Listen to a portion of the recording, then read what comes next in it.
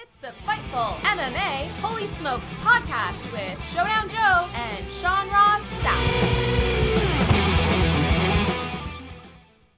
Joe, we are live for the first time in weeks. Yes, sir. What's up, Sean Ross Sapp? What's up, everybody? Welcome to the Holy Smokes Podcast. Sean and I were talking off air before we came live here.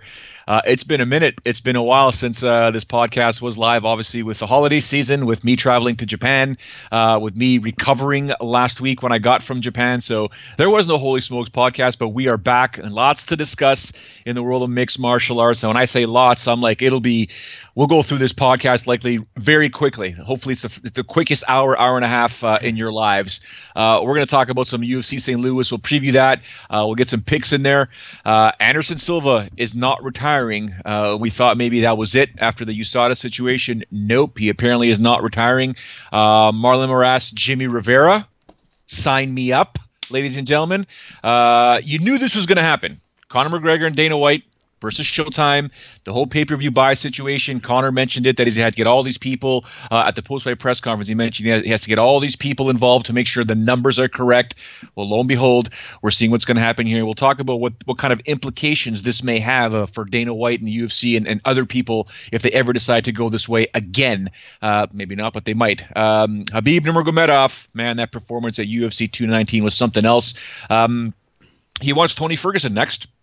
Don't blame him if Conor McGregor doesn't want to come back, but we'll get to that as well. Justin Gaethje wants Kevin Lee. Kevin Lee's basically calling it easy money. John Jones, we all talked about it when that first news came out that he got pinched for something. Well, Jeff Novitzky from the UFC says, maybe not. We'll see. We'll get my thoughts on Rizin in a little bit. Jessica Penne, she failed the test. I'm sure Sean Ross Sapp's not happy about that. Cyborg. Oh, man. Christian Cyborg Santos. Come on. She wants Pam Sorensen. Oh, we'll get to that in a moment, fact that Sean. you know the woman's nickname is surprising enough. Yeah. I didn't. Yeah. UFC's running back Blachowicz and Jimmie Manuwa. That's going to be fun. We're going to talk about Jimmy Smith, our thoughts on Jimmy Smith, gone from Bellator. Did we see the writing on the wall on this already, or was it something that was quietly being done? And, of course, surprise, surprise, Jose Aldo Jr. wants out of his UFC contract. Okay. All right. Sean, how are you, sir? I'm wonderful. How are you? I'm alive. I'm kicking. I'm, you're looking all pretty right now. Fixing up those locks are getting longer, getting prettier. They are. And last week I did the show on my own. I did it at 1 p.m. just because I was like, I don't have to wait around for Joe. I'll do it at 1. The week before I put together a bit of a preview piece that but now it's that time. We had that couple of weeks without, or really 1 week. It feels like a couple of weeks. 1 week without UFC, and all of a sudden we're back into things, and then we get that big UFC 220 show. My God, that's going to be great. And even though Joe's on the Brock Lesnar schedule, as we call it right now. Oh, here we go. I've got him tentatively to join me on the UFC 220 podcast, but I will be doing a post show myself after St. Louis. That show, curious main event, curious to say the least.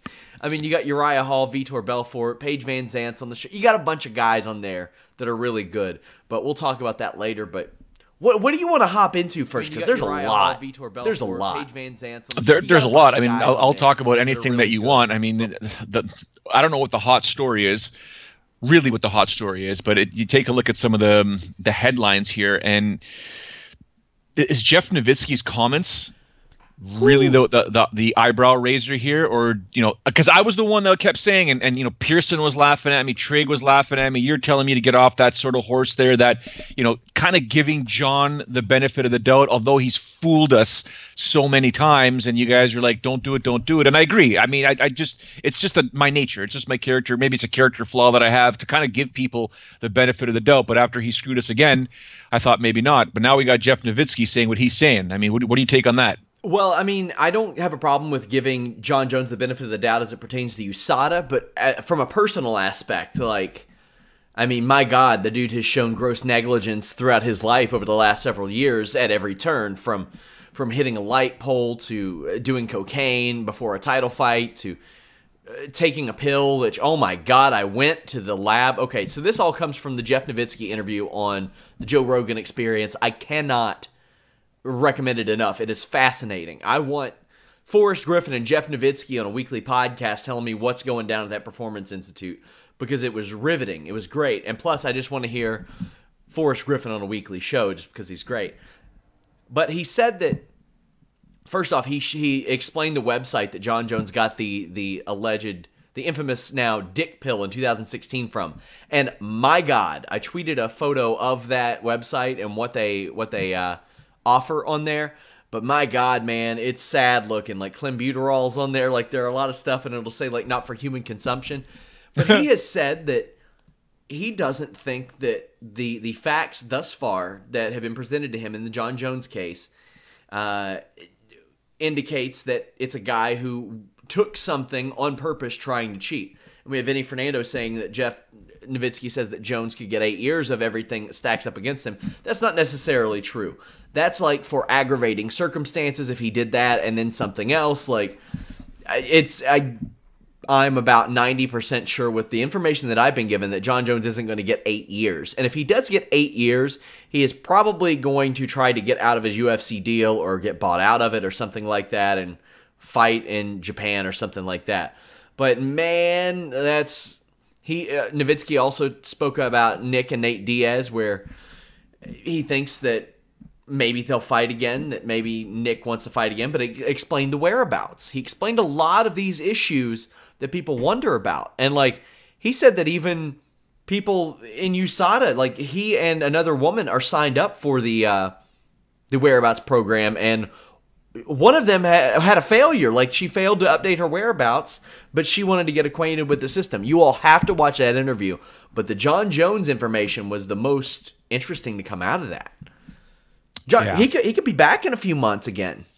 I mean, you go from what Vinny just mentioned on the live chat, by the way, guys, feel free to get up there, and girls, get up there, give us your thoughts and comments. But you go from, the potential of 8 years, but you understand that spectrum to, hey, man, Jon could be back in a couple months, which would be absolutely fantastic for the UFC, for the fan base, not necessarily from a moral perspective if he actually did cheat, if he actually is labeled or I guess, what's the word I'm looking for? Like if he's a cheater, he's gone. He's gone. 4 years at minimum.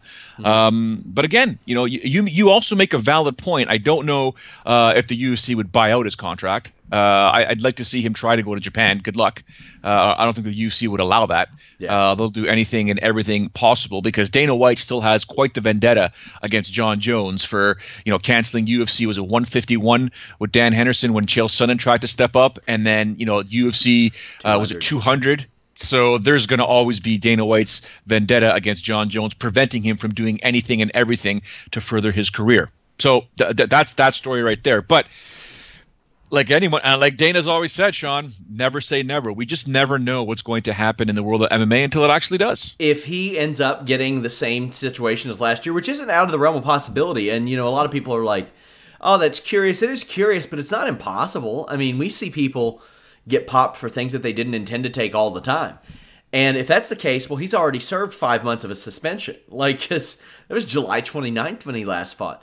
If he gets suspended and it's shown, like, there's a chance he might just get suspended for 2 years if it's shown that he did knowingly take it, because his previous offense wasn't him knowingly taking it. It was just negligence. So there are a lot of different ways that it should go. Here's what I think the punishment should be for anybody who fails a test: just going through the USADA process, because it's been months and we don't have any new information on this.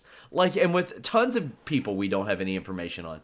So man, that is a struggle. And as for Nick and Nate Diaz and Nick Diaz always say they want to fight, but I don't think they want to fight. When they run out of money, then they fight. But time is ticking for Nick. Mm-hmm. Right? Like, you ain't getting any younger. You might think you still got the skills, and you probably do have the skills. You just don't have the speed, and your body can only take so much. So I think for Nick, and not that there's a massive age gap between Nick and Nate, but Nate's obviously younger. But at the same time, for Nick, that the sport keeps passing you by. I think it was you that tweeted the Carlos Condit result, or throughout the Carlos Condit fight. That's the only fight I haven't seen, by the way, at UFC 219. I'm kind of bitter, but we'll figure it out. But throughout the fight, you were mentioning the fact that looks like the sport has passed him by. Mm-hmm. Well, the same with Nick Diaz. He's been around the sport a long time, takes care of himself. He's always in shape, but these guys are hungry, younger, faster, and speed usually kills. No offense to Nick Diaz, but I thought the game passed him by a long time ago. But when you're in Strikeforce and you get booked against nothing but strikers, I mean, come on now. They catered those opponents to him, and he had better luck with some of them than others, but he didn't face a wrestler for years. And that's the trouble that he runs into. But yeah, man, like, I think he'll eventually fight again. They both will whenever they're out of money. But Joe, what I want to know is, what was your experience over at Rizin like? Got a lot of good feedback on your commentary. I thought it was great what I heard of it. First off, I got to say, poor Ian McCall. Jesus, that guy, man. I don't know, that poor guy. And to go to experience what he went through leading up to the fight, to getting smacked in the back of the head at the weigh-ins from Manel Cape, and then to pop him in the face afterwards. He just wanted to get that fight underway and get things going. And before it even started, it's just like we finally get some exchange there. Manel does hit him pretty good, but I guess Ian goes in for the takedown, or at least the clinch up, and then as he gets against the ropes and his head gets dragged along the ropes, it just splits him wide open so bad that they stop the fight. The doctor says, "This is a gash. We can't continue this fight. This whole mat's going to be red." So feels super bad. He was so frustrated when he left. He left half his clothes still in his room. Didn't pack everything. Just left. He was so, I guess I'm going to go with depressed or upset or something like that, right? But I think he's got every right to appeal for a no contest. Sure. Right? Like, he's got the opportunity there to do something. His management has to take care of that. Rizin or UFC would never do that. Rizin would never do it. Bellator would never do it on behalf of the fighter. There has to be a formal appeal submitted. So, I mean, if Ian McCall is listening to this, you probably want to appeal that. You probably get that thing as a no contest, so a loss doesn't show up on your record. And that rematch with Manel could probably take place. Although, I could see Rizin continue with Ian McCall, and Horiguchi needs an opponent. Horiguchi needs all the opponents. I wanted to wait to get into that, but let's just go ahead and talk about it. Now, like, a few years ago when he lost to Demetrius Johnson, I thought he was really close. Like, I didn't think he was necessarily the second best flyweight in the world then, but I knew it was coming. Now, these fights were at bantamweight, so it's hard for me to say second best flyweight in the world, but if he moved to flyweight or if he fought there, I would, without a doubt, say that. And this is a guy who the UFC just let walk after a 3-fight winning streak. He was 7-1 in the UFC. I think he's going to be back. I really think he's going to be back because he's going to force their hand and stuff. And in Japan, they've always been a little more open traditionally in the past. I mean, Kid Yamamoto became a star over there, and all these guys became big stars over in Japan. And you want to talk about like a night that just made a guy in that country? I mean, you got to remember he spent a lot of time fighting away from Japan in the UFC, even though that he competed a couple of times. But that run, oh my God, he was phenomenal. He was great. I had the pleasure of watching him fight Daryl Montague in Cincinnati in May of 2014 in his flyweight debut. And I remember telling my wife that guy is going to fight Demetrius Johnson, and he's probably going to be doing it next year because I don't know who else they have. He made it 5 rounds with Demetrius Johnson until that armbar, but man, this guy just looks better and better and better. I love watching Kyoji Horiguchi fight. This guy is awesome, and he's still just 27 years old, a fresh 27, just turned it in October. He's something else, man. His demeanor, his confidence. I had a chance to spend some time with Mike Thomas Brown, who I did not know, by the way, was cornering Horiguchi, because we both got to the hotel at the same time, and I said, "Oh, Mike Thomas Brown." I'm like, "Oh, okay. What's he doing here? Who's here from ATT?" I did not make the calculation that Horiguchi trains at ATT, and Mike Brown was there, flew in to corner him. That's who Horiguchi wanted. So after we realized, I'm like, oh my God! So I saw Mike one of the mornings for breakfast, and we just shot the breeze, and he was just talking so highly of Horiguchi, how he's the best guy in the gym, the hardest worker, always smiling. Like, Mike gets more nervous walking to the ring with Horiguchi, that Horiguchi's the guy who's fighting. Yeah. And he's just like, relax, Mike. I'm fighting. Relax. It's cool. And Mike's like, oh, I got to keep my demeanor up, right? So great conversation with Mike. Frank Trigg had the same type of conversation afterwards with him because we were just our schedules are a little bit different at the time that day. But Horiguchi's something special, man. And can you make the argument that he's the number 2 flyweight in the world? It's tough, but you can. I would like to see him take on some of the guys at flyweight that are in the top right now in the UFC rankings, but it ain't going to happen. I don't know if he would ever go back to the UFC. He may, but right now I can assure you the Japanese public absolutely love this guy. Rizin knows they've got their star or one of the stars in their hands, especially considering he's a Japanese fighter. It's a smaller weight class, but they love it. And I really like what Rizin's doing. And just for the record, there's no guarantee that Trigg and I will be back. Mm-hmm. Trigg could be back, maybe not me. Maybe I can go back, maybe Trigg won't go back. With Rizin, in essence, the way it works is no different than half the stuff that happens in Japanese MMA. They do it on a show-by-show basis.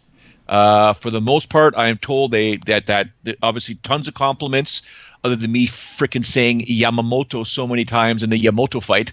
It just kept rolling off the tongue. Every time Yamamoto was supposed to be said, I kept saying Yamamoto, and it was natural because we were talking about a crazy beef fight before that. But anyways, other than that, Frank and I had tons of great accolades online and from other people that weren't posting online. So hopefully we'll be back in May. Don't know. But there are meetings going on last night and today regarding what's going to happen for the May show. So fingers are crossed that I get to go back in May, but we'll see. But overall, that experience is something else, man. Japan is something else. I know you did better than Chris Cordero, the last guy that did it, but I also know that Trigg was kind of sliding in for Anthony Burchak, who fought on this show. So, there are a lot of questions around that. And there's Mirko Cro Cop. My God, sign me up to watch this guy fight anytime. You know what? I don't care if he's juiced. I don't care. I don't give a damn. He's 43. I want to watch it. The man is 16-2 in combat sports since he left the UFC for the second time. And you actually spoke with him a little bit for an exclusive for Fightful.com. Yeah, he was in a completely different demeanor. Before I get to him, though, Anthony Burchak is worth his weight in gold. Mm-hmm. That guy there, him and his wife Mercedes, those two are just unbelievable, down-to-earth, salt-of-the-earth human beings. And Burchak is like the American Faraz Zahabi, if I can say that. He's a guru.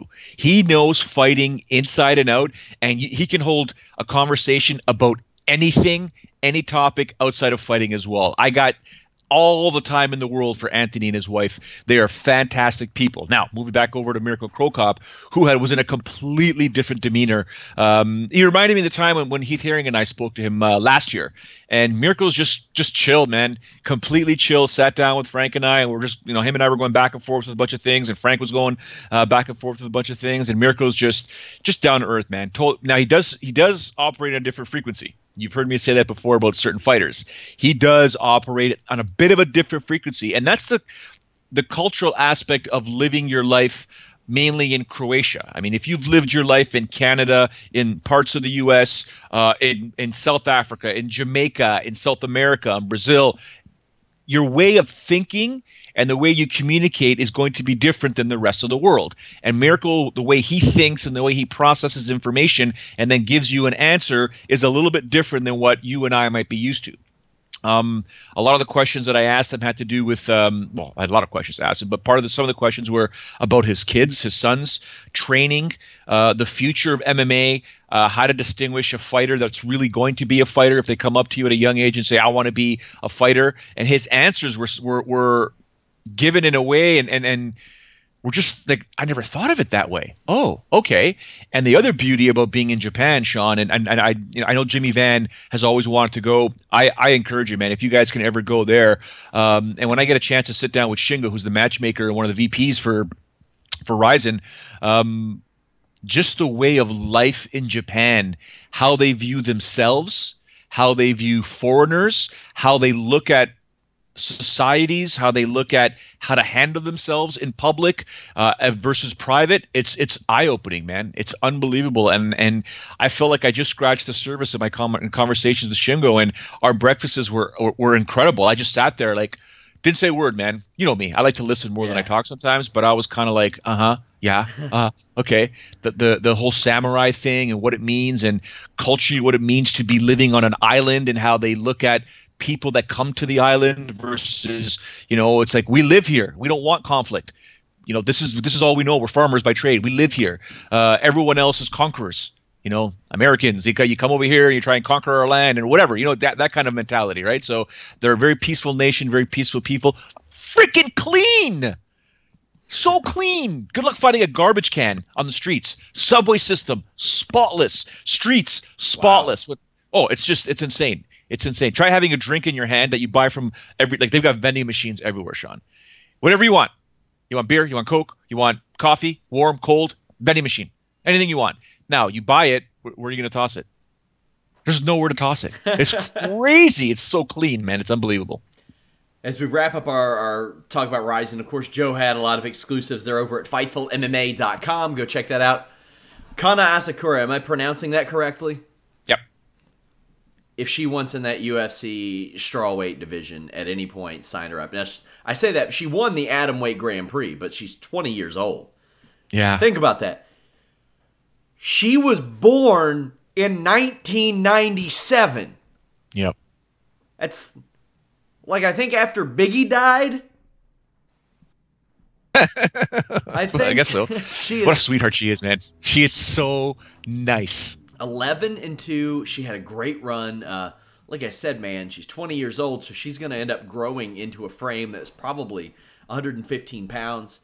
And she lost to Alyssa Garcia, but that was like last year, and she's still early, and she's got the loss to Kondo. But man, it's hard for me to hold any losses that a teenager has over their head, especially with the type of run that she had. And can't say enough good about her. Man, she looks good. That's someone to watch.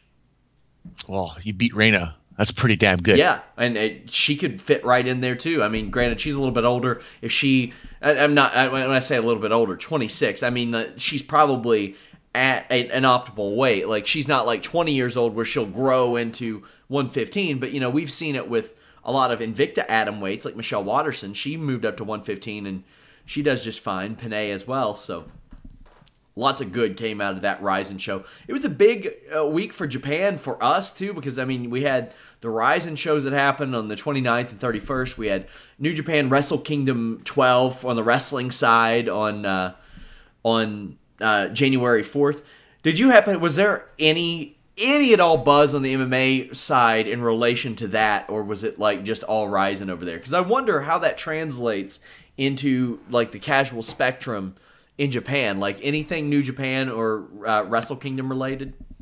Didn't hear much of it. No, everything. I mean, again, where we were staying at, we were at the West End, so it was all focused on Rizin and everyone getting ready to go to Saitama. So everything, there was no real talk about it. Well, what's it with you Canadians invading all these shows? Chris Jericho and Kenny Omega, a couple of Winnipeg guys on the Wrestle Kingdom show. We're taking over. Haven't you ever heard of boundaries? Good God. Let's talk about Cyborg. Yeah, so I didn't have a chance to talk to you about the performance she had with Holly Holm. Masterful. Yeah. Yep. I think she did a fantastic job, and I think, again, it goes back to the discussion, is she the greatest fighter of all time? Greatest female fighter of all time. Something I've been saying for quite some time, especially when Ronda Rousey was in her heyday. I continue to say a couple different things. Every time Ronda Rousey won, big congratulations for a spectacular armbar finish or whatever it was, or winning the title, retaining the title, but you still haven't fought Cyborg. And of course, there's a big weight difference there. I get it, blah, blah, blah. But at the same time, we're going to break it down for legacy, and I know Cyborg has been pinched before, it's an asterisk next to it for me. It's an asterisk, but Cyborg, Joanna, and then there's Megumi Fuji, who are my probably top three as it pertains to in-ring technical ability, things like that. And Cyborg's got a big, big asterisk next to her name, but yeah, she's great. That performance was so good. Like, it's something we talk about every time we preview a Cyborg fight. Like, she used to fight a certain type of way, and she really has evolved, especially since coming into the UFC, and that's something I can admire. Yeah, just look at that fight and think to yourself, where did she get hurt in that fight? when was she hurt? Right? She fought Holly Holm. Right? Like Holly Holm's dangerous. My only concern with not concern, I guess I wish Holly Holm, I don't know what it is. I wish she just had that bit more of that killer instinct. But she's such a touch and go fighter. She's such a counter fighter, or when she does attack, it's just not that. It's the Machida issue, Joe. Yeah. Yeah, no, I got you. How often have we seen both Holly Holm and Lyoto Machida get aggressive and just destroy people, just wreck their lives? Yeah. Gotcha, man. What do you think about Cyborg's dude has to stop running her account? Man, get off of it. Get off of it. That's who I've been told runs her account. It's her boyfriend. Stop it, man. Stop it. Like, she's calling out 1-0 amateurs for saying that, like, why don't you just, like, this 1-0 amateur fighter responded to her saying, I don't want to fight Nunes. I want to fight Pam Sorensen or Megan Anderson or Cindy Dandois. Oh, my God. Like, and she, and by that I mean whoever ran her account's like, you're a 1-0 amateur. What do you know? And it's like, weren't you a 1-0 amateur at one point? Weren't you, like, and who gives a damn? Like, if Amanda Nunes, like, Joe, it's so baffling to me, man. It's so confusing because she can beat anybody in the world. And she hits us with this shit, I don't want to fight a Brazilian. What are you talking about? Yeah, it's strange. You don't want to fight a Brazilian. It's a big country. What the hell? You don't want to fight a Brazilian. What? Huh? I don't get that. I never have. I mean, although I remember when two Canadians were pitted in the UFC and I got depressed.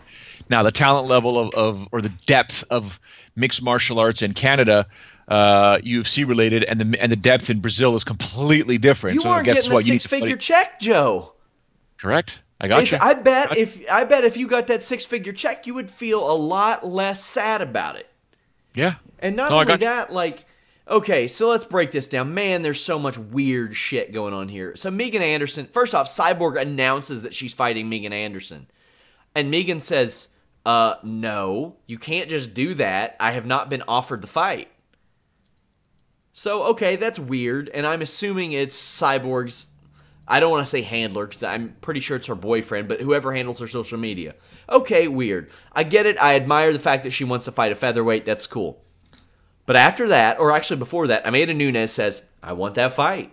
Now, normally, I'm not up for holding up divisions. Amanda Nunes has nobody to fight right now.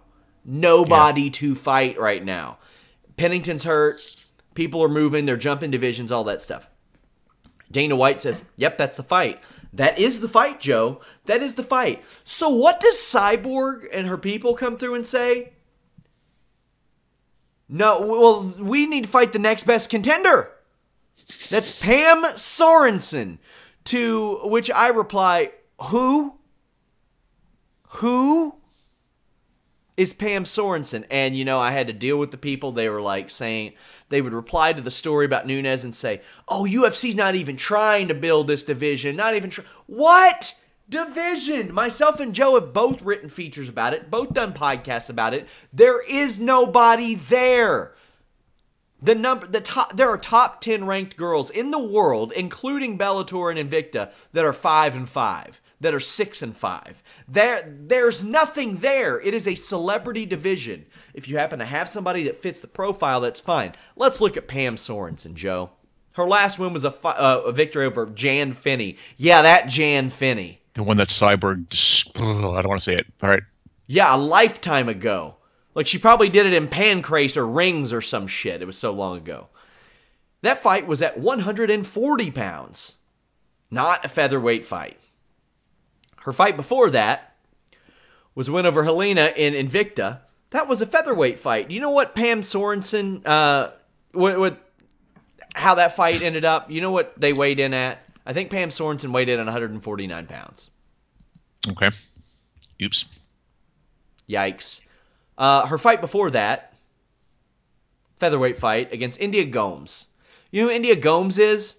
She's the woman who dominated 145 for a long time, never got her fight with Cyborg, said that the UFC only hired like strippers and hookers and stuff. Yeah, Then moved to 135 and got her ass kicked real proper by Tanya Evinger and Raquel. Had like 5 fights pulled in like 2013. Couldn't get in the cage. Came back, beat Pam Sorensen. All right, that's cool. How about before that? Oh, before that? Wait, what? Pam Sorensen fought at 135 for years? Wait, you mean to tell me that as a pro and even as an amateur, she wasn't getting wins at 145? You know who did, Joe? A woman named Amanda Nunes. She fought at 145 pounds and got some wins. Also, Amanda Nunes is 5 inches taller than Pam Sorensen. Okay, 3 inches. Sorry. 3 inches taller. Is your wife home? Yeah, she's off this week. She's going to come storming the room. No? And then after all this, then Cyborg's like, hey, you know that woman who lost her way out of the UFC, Cindy Dandois? How about her? It is so goddamn frustrating. So goddamn frustrating to see a woman so supremely talented in the cage. I thought Holly Holm was a real problem for her. Holly Holm was not a real problem for her. I touted for years Holly Holm's footwork. Chris Cyborg gave Holly Holm a lesson in the footwork game at UFC 219. What are you doing? And I don't think it's on Cyborg. I really don't. I think it's on the people that she talks to, or that's handling her social media. Because I'm pretty sure that if you went to Chris Cyborg and said, hey, you're fighting Amanda Nunes, she'd probably be like, okay, when's it happen? Give me my check. Tell me when to be there. Oh, man. It is so annoying. It is so annoying. What he said. Oh my God, man. Like, what's she going to do? Now put on there, oh, I want to fight India Gomes, who is 37 years old now. And they had a fight like tentatively set for 2013. Oh, well, I never got to fight India Gomes, and I wanted to. Oh. It doesn't make sense. It's just silly. Maybe they can bring... where's Erica Pies at right now? Oh, my goodness. Yeah. I mean, Nunes is going to be that fight. It has to be that fight. You know, the more we think about it, that's the fight that's going to happen. Because both ladies don't have any opponents right now. They don't. We could say Megan Anderson, but no. So in researching this rant, I just want to say, Erica Pies, the woman who beat Cyborg in her first fight, she only had like 6 fights scheduled in her MMA career. Among those include Cyborg, Holly Holm, and Betch Kohea. So, like, the only person I saw that had, like, worse, like, I think there was a woman locally, like, oh, my God, you just looked at her record, and it was, like, 1-5, and it was, like, UFC fighter, UFC fighter, UFC fighter, UFC fighter, and I'm thinking, who's your agent? Who's your manager?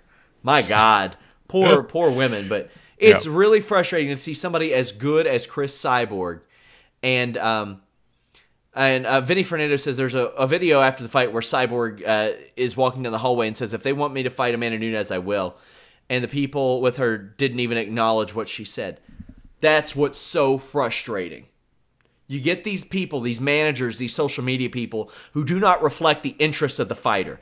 You mean to tell me, okay, if she fought Amanda Nunes and lost, Joe, it's worth more than if she fought Megan Anderson. All respect to Megan Anderson. I think she's a great fighter. Cindy Dandois, India Gomez, and whoever the hell the other one is, Pam Sorensen, and beats them all. Worth more than all those.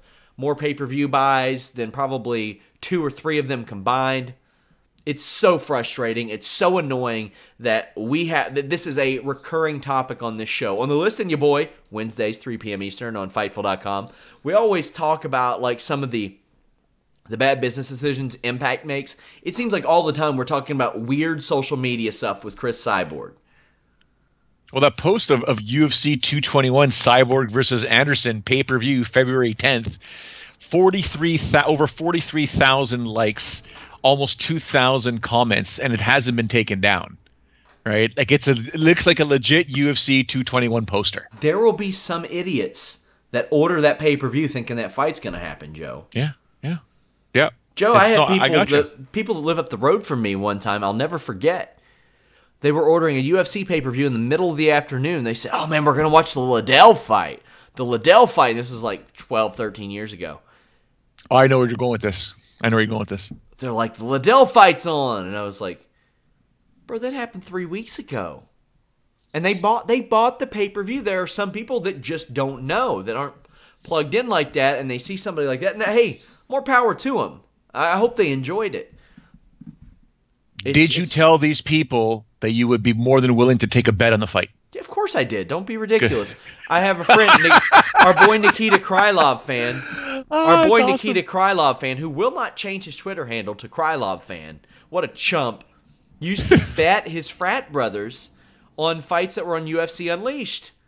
Yeah, that's genius. I'm sorry. It's shady, but it's genius. I hate to break it to you. Those are the breaks. Those are the breaks. Yeah. It's maybe genius is a bad word or incorrect terminology, but sorry. If someone came to me and literally was watching UFC Unleashed and says, "You want to put bets on this fight?" Yes, absolutely. Integrity out the window. Oh yeah. Sorry. So I'm trying to look at this UFC schedule. Like, obviously, if you do Cyborg Nunez, you throw that in Brazil and just watch the money roll in, my friends. But I'm looking, and I'm like, all right, they don't have a day, they don't have a venue or anything set for 223. If you put Nunez versus Cyborg on in April, it makes sense. You put it on in Brazil, you fill up that arena, 25,000 are coming to see that. You've got this new swell of Brazilian stars. Like, it just makes too much sense to do. And that you got Holloway Edgar announced, which we didn't even talk about, which we've talked about that in the past. And you've interviewed Frankie Edgar for the site about that, so I'll probably run that one back on us. You've got Whitaker Rockhold. But these, like, I complimented how much the UFC had been building these pay-per-view cards. That is not the case for the next few months. Like, you've got the title fights, then you've got some junky stuff underneath it, and that can't happen. And I think that, Nunez versus Cyborg is a legit super fight, and I want it. Yeah, I'd love to see it. I really want to see it. I mean, in terms of the UFC, I want to ask you real quick about the slap incident, but we'll get to that in a second. In terms of the UFC, though, I think the actual, modus operandi has always been, and it's the right thing to do, the absolute right thing to do, title fights for every single pay-per-view, if not 2 title fights for every single pay-per-view if your champions are healthy, because that's what fans love. And I harken back to my days with Apex Championship Fighting, and it was Alex Caparici, who was one of the founders and the matchmaker, and we had this amazing conversation. He's like, what do fans want? We're talking like grassroots regional fights. What do fans like? What do fans want? They love champions. They love championship fights. They want to watch fights that have some sort of meaning. And I went off on that article that I posted or that I wrote for Fightful MMA about, fights that matter. Stop with these fights that no one gives a damn about. I don't care about number 26 versus number 24, unless you tell me it's number 26 versus number 24, and the winner moves up to number 24 or stays at 24, whatever it is. Make each fight meaningful, and championship fights are meaningful. People love champions. They want to know who the champ is and who the challenger is. Big fights. That's what it's all about. So kudos to the UFC if they can continue to pull that off, because they've always wanted to do that since they signed that very first deal with Fox about 6-7 years ago, if not almost 8 years ago. Now, this slap incident, what am I missing? Because I haven't seen it yet. I'm on Cyborg's page right now. Is it on the page or is it something I missed? What is it? What slap incident? What exactly are you talking about? I've been seeing some tweets and some stuff. I think it was even on our chat, if I'm not mistaken, about somebody getting slapped or Cyborg slapping someone or someone slapping Cyborg. Was it like Perillo or something before the fight? Oh yeah, Cyborg Perillo slapped and Cyborg, and Cyborg said, tried to explain why she takes a bitch slap from hell before the fight. And she said that we've been working together for a while and he always does it. It's not something I particularly like. Actually, at the time, it makes me want to punch him in the mouth. It's something that's our own. We always do it, and it always helps me wake up. Perillo. I love me my Perillo. He's a dodgy fellow, isn't he? He's hilarious. He is so He'll get down funny. and talk like this, like, yeah, sometimes I slap her in the face, and it's what works, man. And that's I'm Jason. Like, he's got head movement when he talks to you. Well, you know he can't see out of one eye, right? I didn't know that. That makes sense. Yeah. He lost the vision in one eye when he boxed as a pro. My God, and he's still able to teach at that high level. Yeah. That's so if you ever so notice, impressive. if you ever notice what Jason does whenever he's coaching or talking, he always turns to the one side. I noticed that, like, that's what I was thinking, because he, like, moves in and around and stuff. It makes so much sense. Now I feel like a dick, but... No, you're fine. I mean, I didn't really know this. The only way I found out about this was years ago at Mandalay or MGM, one of the pool things, whatever. It was myself, Jason, some Sportsnet peeps. I think Tito may have been there, but we were just at the pool and shooting the breeze. I'm like, why does this Jason keep doing this to me, right? He's like, oh, by the way, Showdown, and he explained the whole scenario about boxing and blah blah. I was like, damn, and you could still, right? If you, it's not funny, but when he looks at his phone, and I'm like, oh shit, Jay, right? But he's hilarious. He's and he knows his stuff, man. His boxing acumen, intelligence is something else. But I can't believe he's slapping Cyborg. But only Jason. He's crazy. Yeah. So someone just said people don't want championship fights. Matt Mousasi on every UFC. Yeah, they do. Don't be ridiculous. And there are 12 UFC champions. So if they fight twice a year, ideally, and sometimes you'll have them fighting 3 times a year. If there are 13 fight cards, then almost every show could at least have 2 scheduled championship fights. Now, there will be some situations where you don't need them. Hey, if Dillashaw and Mighty Mouse are going head-to-head, not title for title, but champion versus champion, you don't got to be fed up with another one. That's okay. If Cyborg and Nunes are, that's fine. But, I mean, you got to have a big main event on there underneath it, or a big co-main to help it. But, yeah, there's about 13 UFC pay-per-views a year, ideally. I would like them to do 12, but I know that sometimes they like to squeeze one in the beginning and end of, like, July or August. So, hey, whatever. Matt Mousasi, just real quick, if I can ask you a question, would you rather watch Kalindra Faria versus Melinda Fabian or Rose Namajunas defending her title? I'm completely with you. By the way, we got some good... Or Nico Montano defending her title. There you go. So, also, there are a couple of fights either being made, not being made. Marlon Moraes, Jimmie Rivera. You got Khabib wanting Tony Ferguson. Gaethje wanting Lee. UFC's running back Manuwa and Blachowicz. Sure. It just seems a little curious for me. Like, why not match Blachowicz and Manuwa up against new people? Like, that's just... Like Cannonier, I would love like a Manuwa Tyson Pedro fight. That would be a lot of fun. That'd be super fun. That would be a blast. So that one was, I just wanted to mention it. That's curious to me. Marlon Moraes, Jimmie Rivera, like... Whew. Do you feel like that's a must-have fight? Eventually, but I think Marlon Moraes blew it. Getting on there and calling out Jimmie Rivera. I don't think that he expected Jimmie Rivera to call his bluff. And Jimmie Rivera said, yeah, let's do it. And then he's like, well, I can't make that weight. Okay, I'll give you 5 pounds. Oh, I can't make that weight. Okay, let's do it at 145, bro.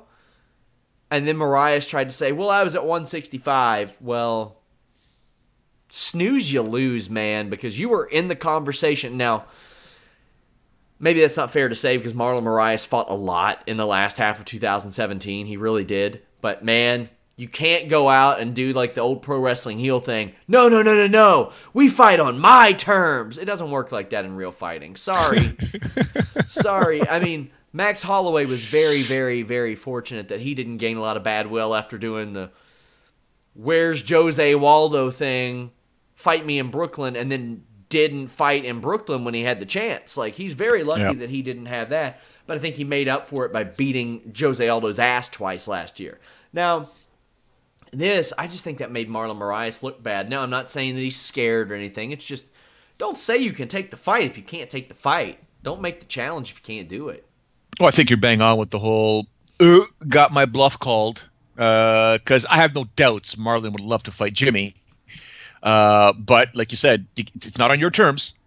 Not on your terms. It's 135. So if you want to fight somebody in your weight class and you challenge them on the day that they're supposed to be fighting or whatever, watch what you say, right? But I have no doubts that those two, that's a fight that I would love to see. Like, legit would love to see. Yeah, I'm with you. On the lightweight side of things, Khabib wants Tony Ferguson. It's just a carousel. Like, I don't know who wants who at this point. Conor McGregor's been tweeting a lot. Like, I think he got sick. He had, like, the flu, like the Aussie flu or something. Yeah, the Aussie flu. I saw that, yeah. And he was tweeting a lot during that period, which I'm like, man, I hate to say it, but get the flu more often because your social media was a lot of fun. And Kevin Lee, Justin Gaethje, both good fights in my opinion. The thing is, if you make another fight, like, you got to offer Conor McGregor a fight. Got to offer him a fight. Do it. I think he could beat Tony Ferguson. I really think Conor McGregor beats Tony Ferguson if they fight. I do not necessarily. Well, here's the thing. It's the same idea I had with Khabib before. If Conor McGregor connects, I think that he wins a fight against Khabib. If he doesn't and Khabib closes the distance, the fight's over. That's it. So, although McGregor may get a few opportunities because he couldn't finish off Barboza, but you know, Conor McGregor's secretly suspended for 1 year for what he did in the Bellator situation, right? Yeah, right. Yeah, right. They'll never come out publicly, but he's suspended until next October. That should be what Dana White says, is that we had suspended Conor for a while because of that. It'd be complete and utter bullshit, but hey, why not? Yeah, there's something going on there. But anyway, how bad, because you mentioned the point that if Conor McGregor was to tag Khabib Nurmagomedov, he could win. But how bad at this moment, after watching Khabib do what he did to Barboza, and considering that fight that he had with Michael Johnson, well, Michael Johnson nailed him in the teeth and rocked him a little bit, do you not want to see this mercenary in Khabib Nurmagomedov get hurt just to see how he recovers? Yeah, I do. Because, Jesus, is this guy good? Like, I knew he was good, and I mean, I have underneath me here, I've got a terabyte hard drive that is potentially fried. It's probably going to cost me $3,000. Yeah. Oh, these data recovery specialist experts are a bunch of D-bags. They're going to charge me about $2,000 to $3,000 to get me all the pictures and files that I have on this thing. On there is my trip to Bahrain. And in Bahrain is where me, Renzo Gracie, Frankie Edgar, and Khabib Nurmagomedov, Shorty Torres, like, you talk about memories, Lex McMahon, us dressed up as sheiks, like, it's all on this drive here. And there's a bunch of videos of myself and Khabib Nurmagomedov on there. And back then, he owned that room, Sean. Like, he owned that training room, and those poor English fighters and American fighters that were brought in by Sheik to learn and to become part of the KHK team, holy smokes, did he just destroy these kids. But not in a manner like he was Big Brother. It was like, hey, we're training. You know, Donald Cowboy Cerrone always told me, don't waste my 5 minutes. You come on the mat, you come in the ring, don't waste my 5 minutes. Yeah. And that's how Khabib was. And Khabib was a killer back then. He's way better now. And to see what he did to Barboza, who, by the way, is a freaking warrior to take that kind of punishment and not give up and not look for a way out.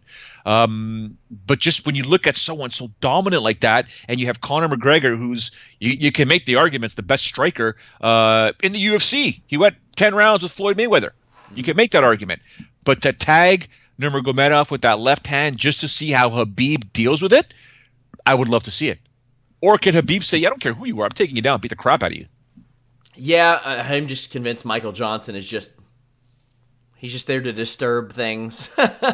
Like, he can hang with anybody on any given night, and then there are people he just gets smoked by. So, lightweight division has to keep moving, and if they do Ferguson versus Khabib, it needs to be for the undisputed title, not for an interim title.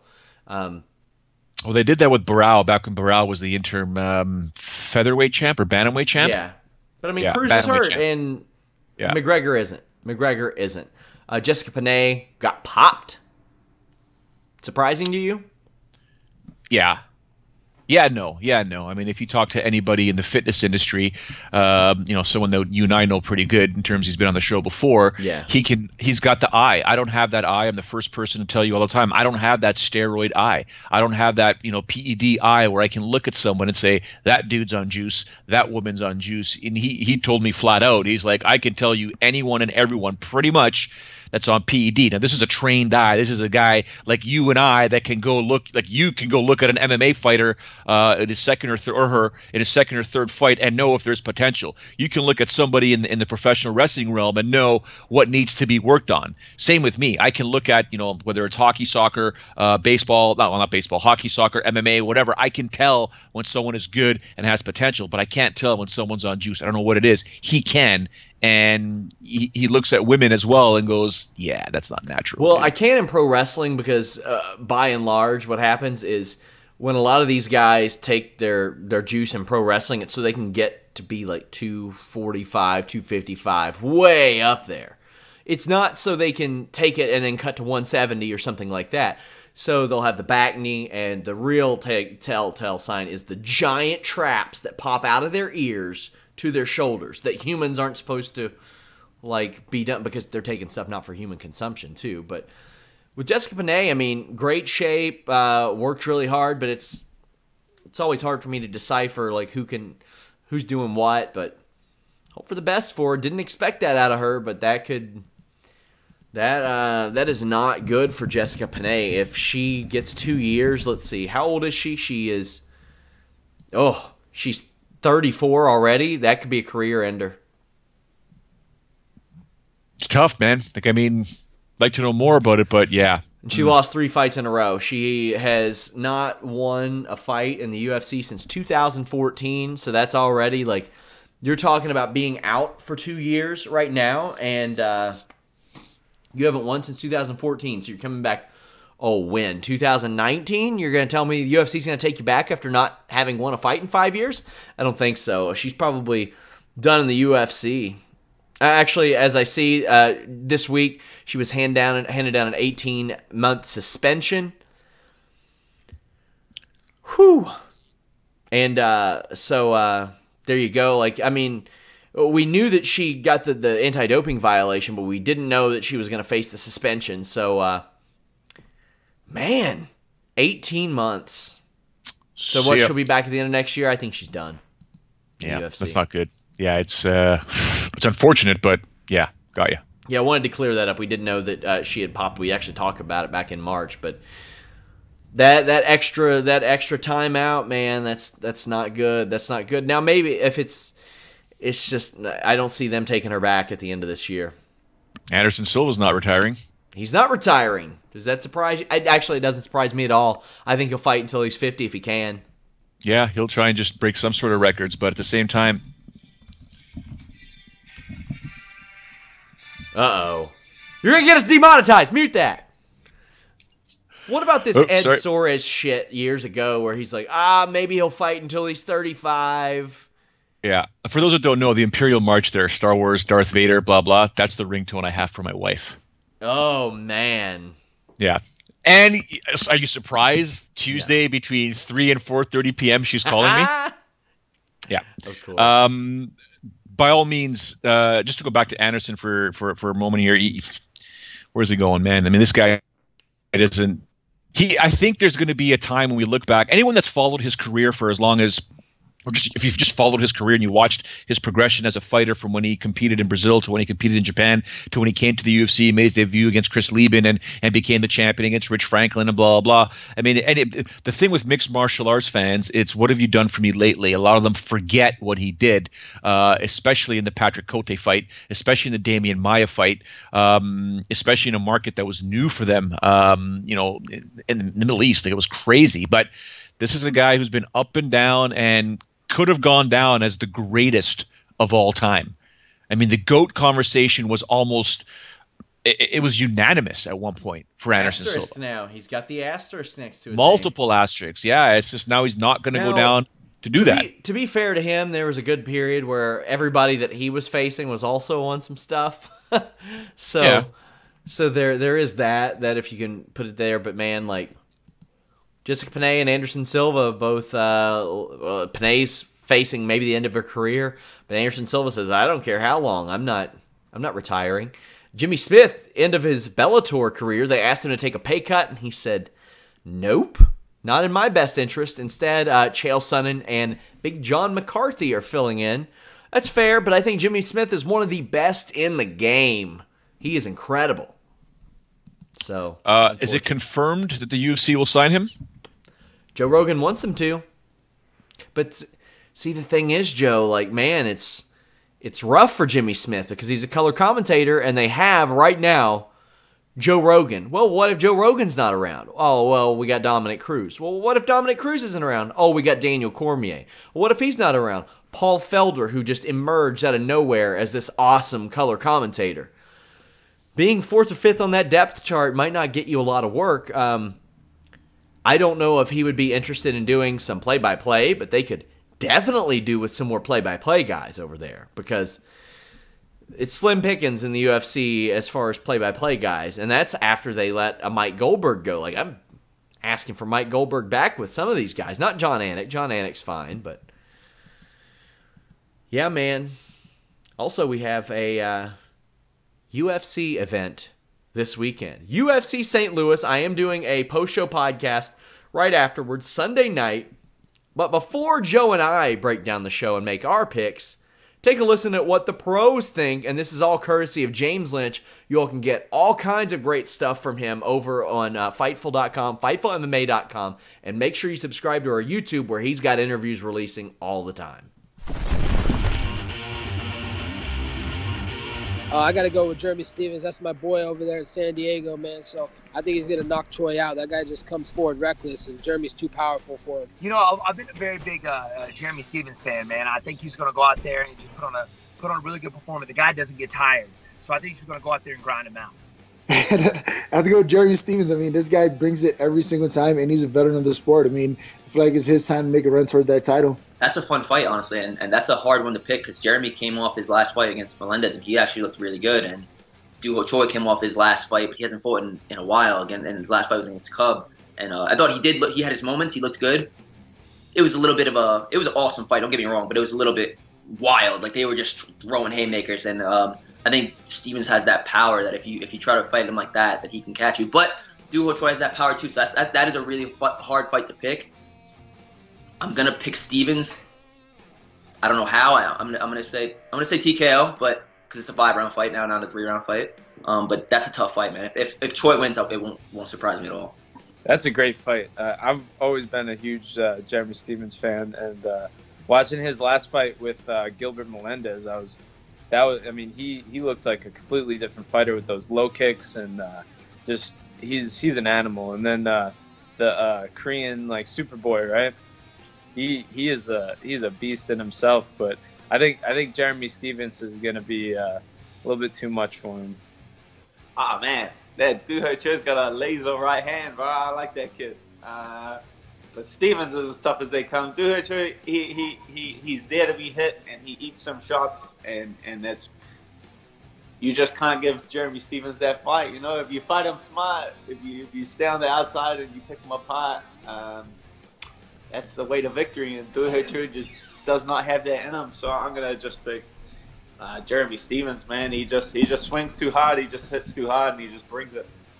I'll take Stephens just because I think Doo Ho Choi took way too much damage in the last few fights, and Stephens is just a veteran, so I'll probably take him. Even though he's getting a little on the older side, I'm still gonna take him. Doo Ho Choi, man, what a tough son of a man. They're both.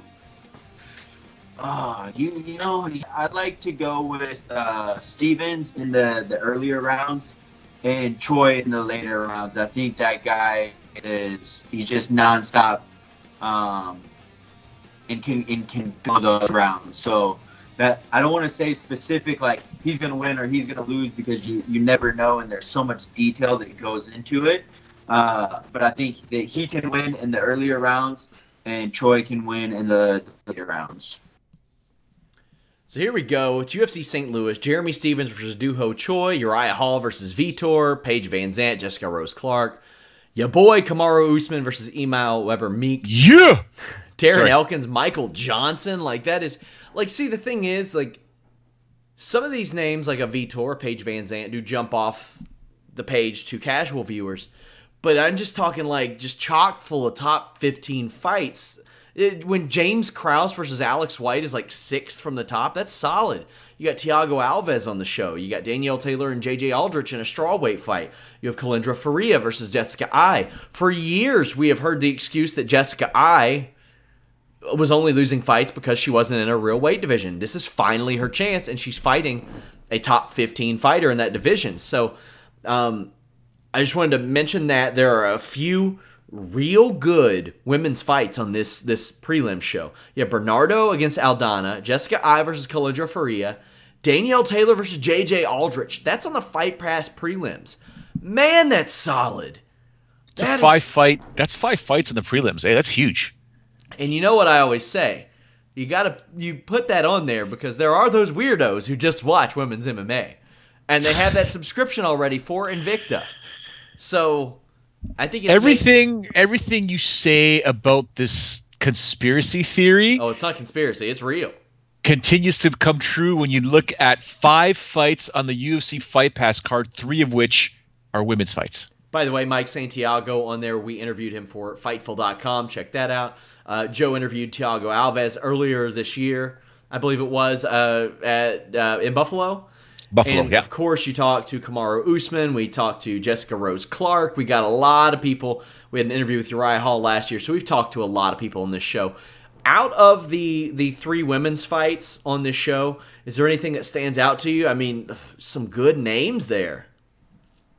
Well, I mean, Doo-Ho Choi says he wants a title fight before his military is in Korea. That ain't happening. No, we can't. First of all, it's not happening. Yeah. Second of all, like, if you get that title shot and you win, you're gone for 2 years. Yeah. That's, I mean, again, operating at a different frequency, right? But do you think he's going to whoop Jeremy Stevens' ass?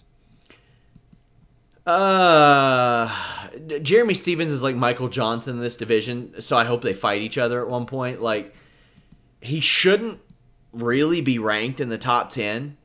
He shouldn't be, but he keeps finding ways to get ranked in the top 10. And he beat Gilbert Melendez, but what does beating Gilbert Melendez mean these days? He's kind of coasting off the success he had in 2015 and 16 with wins over Bermudez and Barao, which do mean something. He beat Darren Elkins before Darren Elkins went on this hot streak. So he's got these wins that look maybe a little bit better than they should. Dos Anjos, for example. And I think that's... it's just, man... But to be fair, he does lose to people like Cub Swanson, Charles Oliveira, Moicano, Edgar, and Holloway. It's hard for me to know what Jeremy Stevens has. It's really, really hard. And, like, I mean, Doo-Ho Choi is fresh off of a Cub Swanson loss. So we saw that when he made that leap from Thiago Tavares to Cub Swanson, he wasn't ready for that. Is he ready for Jeremy Stevens? That's a question we'll have to answer because pacing is going to be a big part of this. Doo-Ho Choi is used to finishing people with the quickness. Will Jeremy Stevens fight like that, or is he going to be one of those fighters that kind of changes his approach from that aggressive style to the keep me in the UFC style type of thing? That's what I wonder. Yeah, I mean, the speed with Doo-Ho Choi is something else. I mean, that fight with Cub Swanson was just one of the craziest fights, maybe the best, if not the second best fight I've ever seen in my life. And I was there live when Gilbert Melendez fought Diego Sanchez. So that was just insane. Uriah Hall, Vitor Belfort.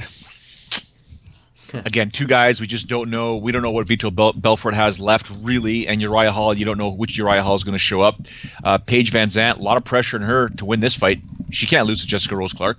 Hell no. Yeah, and Jessica Rose Clark is, I feel like she's ranked 10th in that division. So, but I mean, what do those rankings mean right now? But you can always say she's ranked 10th in that division. So there is that. Paige Van Zandt ranked 11th as I think a strawweight. But yeah, if despite the fact that Jessica Rose Clark beat Beck Rawlings in this division a while back, doesn't necessarily mean that Paige Van Zandt can afford to lose to her. I think Paige Van Zandt is incredibly underrated. I think that her footwork is pretty good. Her kicks are very good, especially at range. Has an underrated ground game as well that I think could pay off. Jessica Rose Clark taking this fight on a pretty quick turnaround, less than 2 months. I think it's like 7-8 weeks after her last fight over Beck Rawlings, where she went 3 rounds and got hit about 60 times, taken down a couple of times. Like, that's curious to me. And Paige Van Zandt is really, for all, her marketing and the push that she's given, even though she's been out of the cage for a while, you can't take her lightly. But I am interested to see how that layoff affects Paige Van Zandt.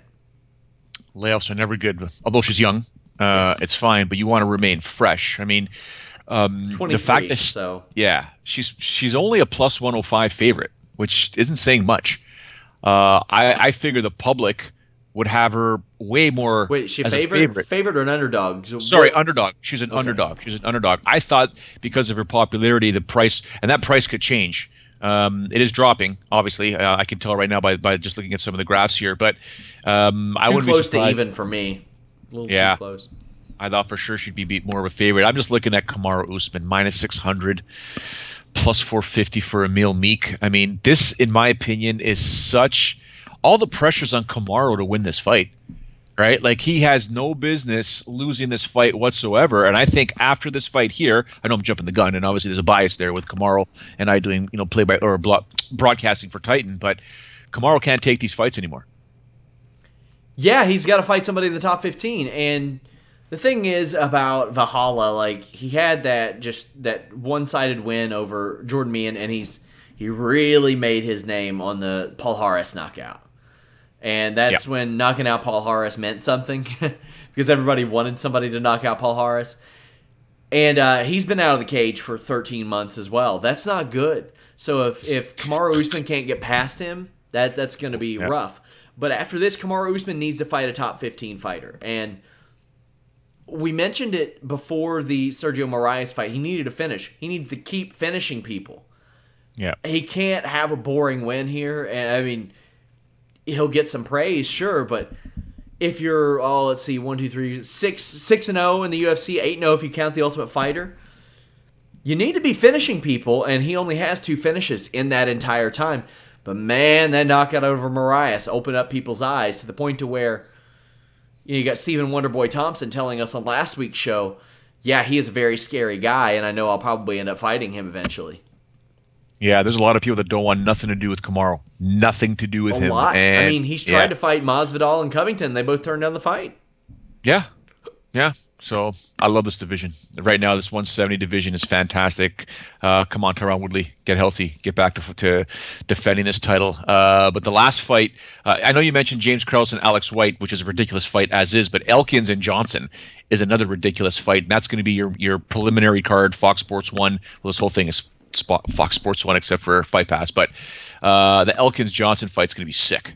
Yeah, I wonder how not Elkins. I wonder how Johnson will look at 145 because he seemed like a beefy 155, and he's 1-4 in his last 5 fights. But it's like I said, man, like you just never know what he's going to be able to pull off and do. And Darren Elkins is not in a spot where he should be fighting a guy who's lost 4 of his last 5 fights. Darren Elkins, at 33 years old, after he could have been done, he is on the come up. I mean, he has beaten Whiteford, Skelly, Pepe, Bektik, and Bermudez consecutively. He has had arguably the best run of his career. You could say the 8-fight winning streak he had to start his career was, but I mean, this is against much higher talent, with the exception of maybe Pat Curran, but. Like, it's a crossroads for them, and I get the feeling if Michael Johnson doesn't get a win here, he'll probably head right back up to the 155 division, and he probably should. But I don't know. I'm really interested to see how he looks physically on this show, and how he performs against a wrestler. Yeah, right? that because, too. I mean, against Nurmagomedov, he got dominated.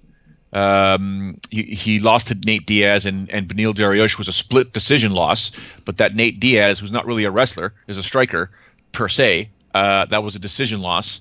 And then you look at the wins. He had a 4-fight win streak with Edson Barbosa, Melvin Gillard, Gleason Tibau, and Joe. But he lost to Reza Madadi.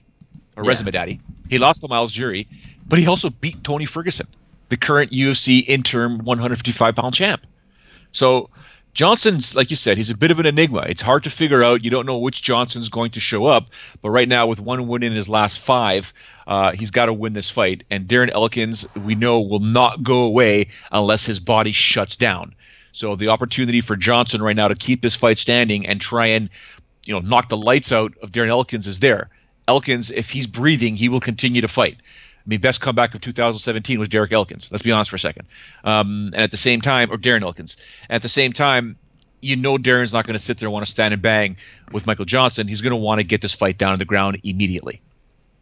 With a win, Darren Elkins could crack some pretty, I don't want to say rare territory because there's about 30 names, but once you get to about 14 wins, you're looking at You're looking at the guys who have either been around for a long time or been really successful. And Thiago Alves is looking for his 15th win on this show. And that would put him in even rarer company. But do you think this is really Vitor Belfort's last fight or just last UFC fight? Good question. Very good question. I'm going to say yes. Yes, what? I'm going to say yes, it's last UFC fight. Okay. I could see somebody getting hurt in that Bellator heavyweight tournament. I mean, I think Belfort's career is done after this, win or lose, and I think he goes over to Bellator because, Uriah Hall has the opportunity to put Vitor Belfort on his resume. Take advantage of it, son. Win it. Send Belfort on his way. Thank you very much, because this guy's been around forever. Vitor's been around forever. 96 when he beat the toughest man in the world, John Hess. John Hess was an absolute beastor. I remember that. Oh, my God. Super well. He is a guy that if Bellator wanted to slide in there, or if you wanted to open up a completely new wing of the bracket and add 8 more people, you could say UFC 12 heavyweight tournament champion. Dude, UFC 12 takes out Trod Teligman, who had 1 pec, and Scott Feroza, who had enough buffets in him that, well, Scott was still tough. Yeah. But, that fight with Teligman was, minute 17, and Feroza was 43 seconds. And then Belfort comes back and takes out Tank Abbott in 52 seconds. And then the infamous UFC 15 trailer incident where he didn't want to come out of the trailer to fight Randy Couture. Eventually comes out and gets his bell rung, right? So, yeah, Belfort's been around, man. 1997 was when he made his UFC debut at UFC 12. I'm looking for his hand speed in this fight because even in recent fights, his hand speed has been there. Which is crazy at 40 years old, I think he is, 40, that his hand speed would still be there. But, I mean, it's decreased a little bit. But, I mean, okay, so Vitor Belfort's hand speed decreased a little bit. It's still really great. And if he jumps up to a 205 or a heavyweight and competes in Bellator, that could be fun. I'm not expecting him to make noise, but it's a Uriah Hall fight, so it always comes down to the same thing every single time. When or if Uriah Hall pulls the trigger. Every single fight. I really feel like the man could be a top 5 UFC middleweight. Well, that was the knock in Vitor Belfort's last fight against Nate Marquardt, is that, it went to the decision, but the knock was that, even Faraz was kind of hinting at it, that he didn't want to pull the trigger because he didn't want to just waste that gas tank and then not be able to do anything at all in that fight, right? He didn't want to sit there and be a sitting duck, per se. So what about Belfort? He's got to pull that trigger as well. Will he do it against Uriah Hall? And Uriah Hall has always been that enigma.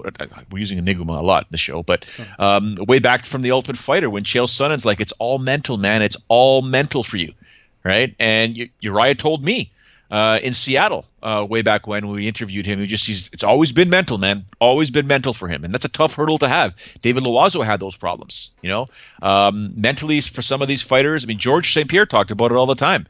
Got to get mentally strong and go, go, go, go, go. Well, I tell Uriah Hall this, if he's worried about emptying his gas tank, in fights that go the distance with him, in the UFC, 1-5. I think 1-4, 1-5. And almost all of his wins are under that. I mean, he knocked out Jotko 1.5 rounds. Musashi at the beginning of the second. Bamboje, middle of the first. Stallings, middle of the first. Lieben couldn't make it back to after the first round. 3 of his fights on The Ultimate Fighter were finishes, and then he had that one against Andy Enns, which who knows how that would have ended up. But that Jotko fight, though, he got rocked in the first round, like it was a 10-8 round, wasn't it? Then he came back and won it. Yeah. And that's the thing. If I'm him, I pull the trigger. At this point, you know what you're getting out of Uriah Hall. He's 33 years old. This is not the guy from 2013 who was in his 20s and Chael Sonnen is leaning over saying, I think you're a contender in the middleweight division. There's a lot of times where I think Chael Sonnen's blowing smoke, and I think Chael Sonnen's just putting somebody over to do it because he knows the pro wrestling mentality. I think that he saw some of those, and he was like, my God, this guy is really that good. And he got progressively better as that Ultimate Fighter season went on, and then he had that. He just laid a fart against Kelvin Gastelum. That was one of the most surprising performances ever. A stinker. And we didn't know what Gastelum would become. But also on the prelims, again, Kalindra Faria, Irene Aldana, Danielle Taylor versus Aldrich. I am very curious to see if Aldana lives up to the hype finally. Excited to see if Jessica Ai can do what many of her fans have been saying and win a fight in the flyweight division, because that's, what's been the knock is that she hasn't been able to compete in her own division. And then Danielle Taylor versus JJ Aldrich, I just think is a solid fight. Danielle Taylor has won her last 2 fights. JJ Aldrich, 5-2 career. Very, very excited to see those 3 women's fights on the prelims. Going to be interesting. I just want to see your tweets and your reaction to the potential of Jessica losing at 125 pounds or not performing as the fight continues at 125 pounds. I mean, that's been the thing, man. That's the excuse I've always heard, and I get it. 115 is too much of a jump. 135, they are big there. You got a lot of people who can compete at 145 facing her, but you had a lot of people that also would have competed at 125 there, so we'll see. I got that post-show Sunday night. Of course, we have live discussion over there. So, guys, if you're watching this, just drop by on our live discussion page Sunday evening. Make your predictions, or head over to Fightful.com or FightfulMMA.com. Register absolutely free on our forums. Leave your picks there. I want to interact with you all. I want to hear from you guys. And also, we are available on Google Play, iTunes, Stitcher, YouTube, Spotify. We're on virtually everything. Let the people in the world know about it, my friends. Also, hey, follow us on Instagram. We are at Fightful Online on Instagram. I am doing a lot of giveaways and contests on Instagram, Twitter, and Facebook. Fightful Online, cross-platform. Joe? What he said.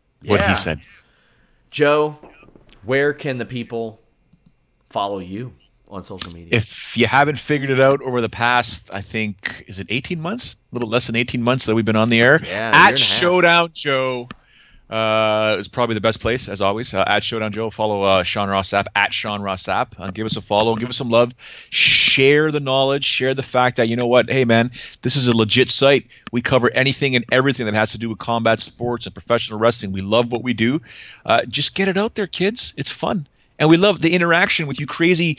You know what? As a matter of fact, before we say goodbye, the live chat kind of blew up with the Stipe Miocic, Francis Ngannou conversation. We're going to break it down much, much more as we get closer to the fight. But by the sounds of it, it sounds like the peeps in the chat are saying that, Ngannou's going to knock Miocic's head through the ropes. Other ones are saying Miocic, or through the cage. Others are saying Miocic is going to run, and he's going to go for a takedown. Hell yeah, he's going to go for a takedown. Please don't stand and trade with Francis. Well, I mean, Curtis Blades is an excellent wrestler, and he managed to take down Ngannou, but we saw how it ended up, so you just never know. And if a guy can break a world record as it pertains to punch power, you have to wonder how that just ungodly power translates to other things. Like, for instance, Ronda Rousey is among the best takedown artists in women's MMA history. She had absolutely garbage striking. Just garbage striking. But because I'm assuming her outstanding core strength that she had developed from her years as a judoka, she had this natural power, the legs, the core strength that she possessed. She was able to put a lot more into those punches, and she slept some people. And you all can go back. There was a time when Ronda Rousey, with her terrible striking, was sleeping people when Chris Cyborg was TKOing people. Like, you know, the old Jeremy Stevens thing. Ronda Rousey puts him to sleep. Other people were TKOing him. That was happening. Like, she was putting Betch Correia face down, ass up on a Straight Outta Compton logo on pay-per-view, for the love of God. Like, so you just never know how a Francis Ngannou will, like, react to what happens if Stipe touches him. We've seen what Stipe can do to people moving backwards. Yeah. He's a legit boxer, man. Ooh, this is just a... Man, there are a few things I love in the world more than a big heavyweight fight. I'm talking like in boxing and MMA. Like, I'm a very casual boxing guy. Carlos Toro is the god of Fightful.com when it comes to boxing. But I was there. I was seated and ready for Joshua versus Klitschko, and I loved it. It was awesome. I am ready for Joshua versus Deontay Wilder, and by God, my friends, let me tell you, am I ready for Francis Ngannou and Stipe Miocic, just like I was for Carwin Lesnar. Just, you know, as we call them on the site, two big Angus sirloin beef sons of bitches. I love it. Just swinging those meaty hooves attached to their hands or their wrists. Just throwing, chucking and ducking, my friends.